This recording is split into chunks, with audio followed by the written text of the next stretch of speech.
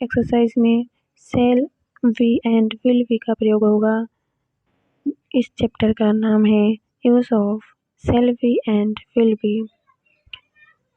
जब क्रिया के अंत में गा, गे, गी हो और वाक्य के भाव से स्पष्ट हो कि दी गई स्थिति भविष्य में स्थायी रूप से बनी रहेगी, तब सेल वी विल बी का प्रयोग होगा।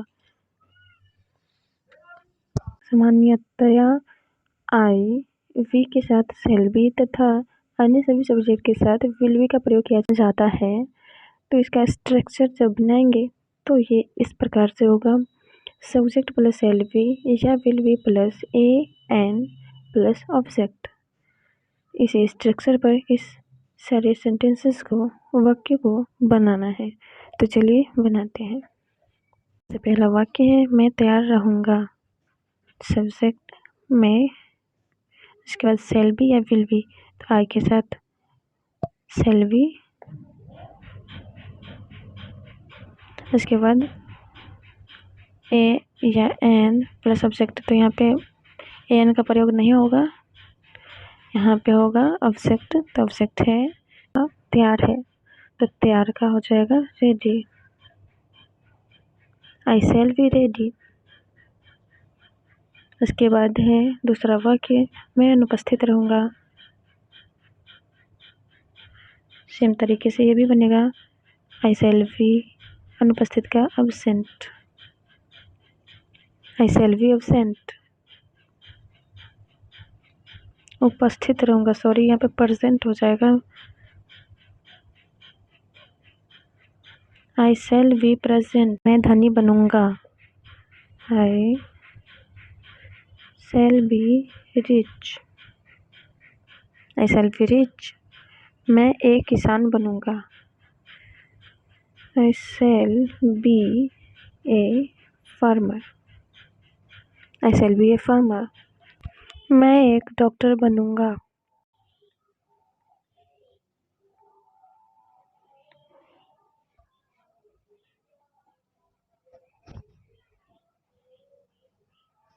आई शैल बी ए डॉक्टर, हम लोग थके रहेंगे।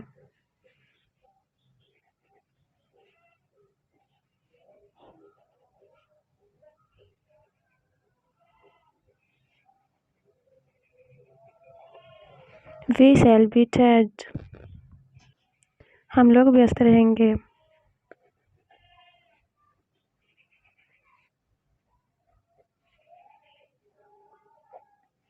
वी शैल बी बिजी, हम लोग नेता बनेंगे।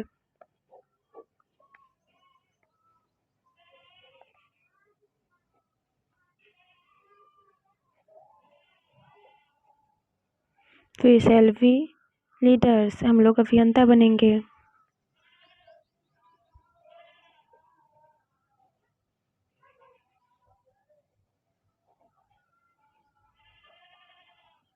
वी शैल बी इंजीनियर्स, तुम दोषी होगे।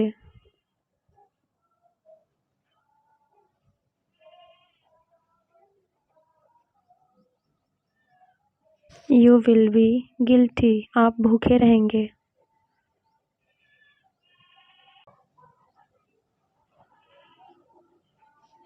यू विल बी हंग्री, आप संतुष्ट रहेंगे।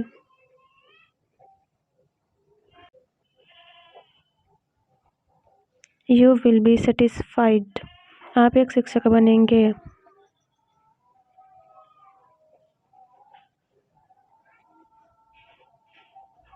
You will be a teacher, आप लोग शिक्षक बनेंगे।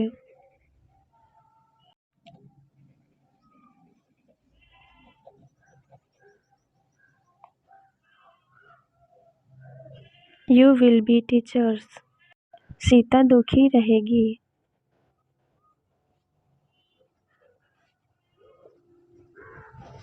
सीता विल बी सैड, वह उपस्थित रहेगा।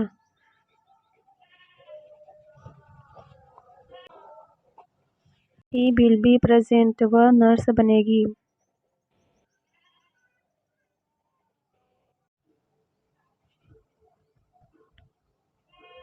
She will be a nurse, वह कलाकार बनेगा।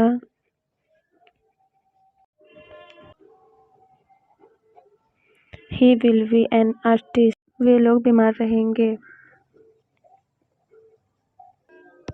दे विल बी इल, बच्चे खुश रहेंगे।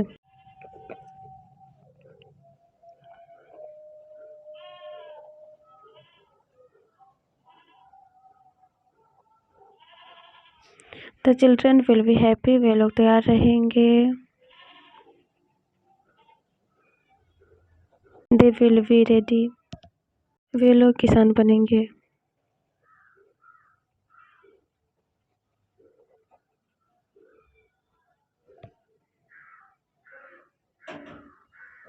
They will be farmers. Thanks for watching.